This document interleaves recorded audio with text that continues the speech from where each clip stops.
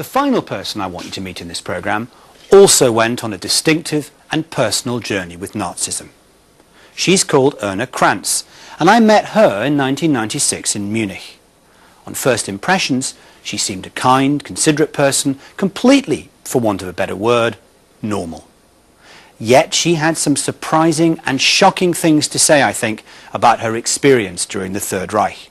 Comments that made me realise on reflection that perhaps she was also one of the most honest people that I ever met on my travels. Like almost all of the Nazi supporters I encountered, she saw the economic depression of the early 1930s as a crucial reason for the rise of Hitler. The Social Democratic Party, they failed somehow. There was great poverty here in Germany. We had a lot of unemployed people. That's the way it was. It was well known. People in employment, they were getting less and less pay. And of course, this brought about a general poverty for the majority of people.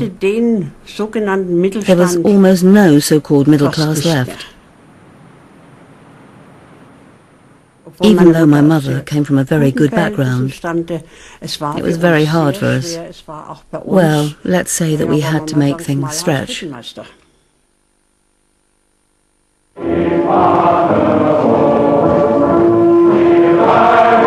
But then she witnessed a revolution. Well, immediately in 1933, it was a shock at first, for everybody I think, because nobody had expected it at all. For people who had never dealt with the party, or the Nazi stormtroopers, it was something completely alien.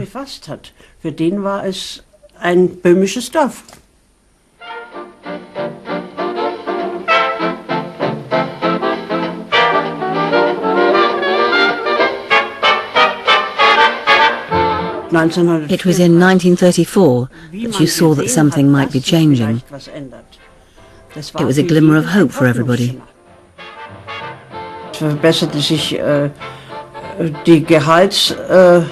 The salaries for civil servants and white-collar workers got better. Everything was improving a little. I only know about that time from our own personal situation as a household. It was getting better. They started the construction of the motorways, and all that provided work and took people off the streets. It definitely was a positive time. How on earth is it possible, you might well be thinking, for someone like Erna Kranz to say she thought living in Nazi Germany in the 1930s was a positive time? Well, a clue, I think, is that in Nazi Germany, if you weren't in one of the specific groups the Nazis targeted, like the Jews, the Gypsies, or indeed anyone who opposed the regime, it was possible to live comparatively free from fear. This was unlike Stalin's Soviet Union, for example, where no one was safe from the knock at the door from the secret police. All of which meant, as far as a German like Erna Kranz was concerned, that as long as she thought only of herself, she could have a fine old time in Hitler's Germany.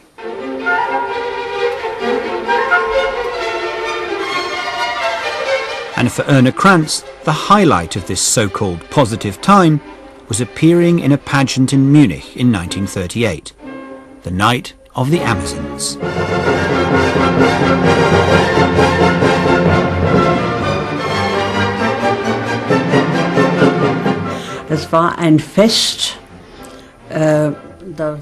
It was a celebration, and they wanted to recreate the hunting scene from the old legends.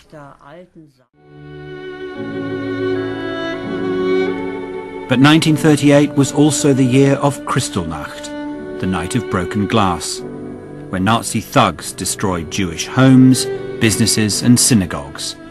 Hundreds of Jews died as a result.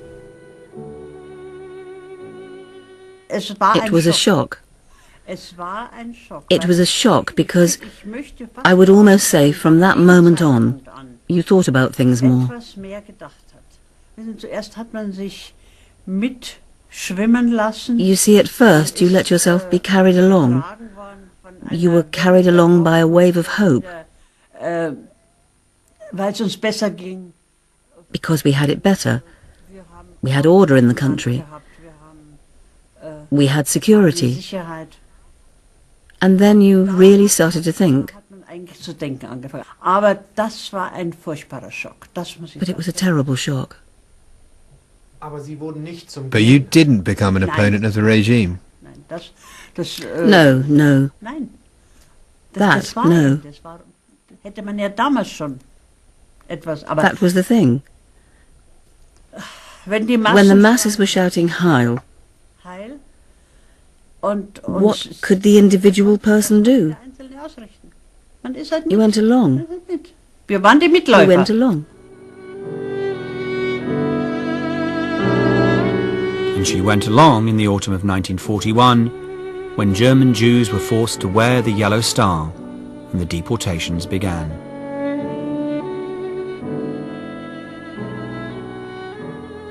Wir haben in der Parallelstraße wohnte eine Baronin. In the street Branco, parallel, we had a Baroness mit einem Branco, Baron verheiratet. who was married to a baron, Und sie war eine and she was a jüdische Jewish shopkeeper's Tochter daughter aus from Hamburg, Ich glaub, Hamburg, jedenfalls von oben, von and she Norden. had to wear the Jewish star. Die musste den Judenstern tragen. And I was so sorry about that. das war It was so terrible because this woman was such a nice woman, and that's what you felt. But really, just like today, when you get away from people in need, you can't help everywhere. It was the same then. damals auch gewesen. You said, what can we do? You couldn't do anything, could you? Man konnte nichts tun. Ne? It's easy to come to the view that Erna Kranz should have known very well what to do, which was never to support the Nazi regime in the first place, since from the very beginning the Nazis were anti-Semitic, anti-democratic and fundamentally racist. But in ending this programme, I think it's also only fair to say this, that Erna Kranz's story struck me at the time, and still does today, as being an all too human response to the circumstances around her. It can be all too easy, can't it, if personally one is doing just fine, to look the other way when bad things are happening to others.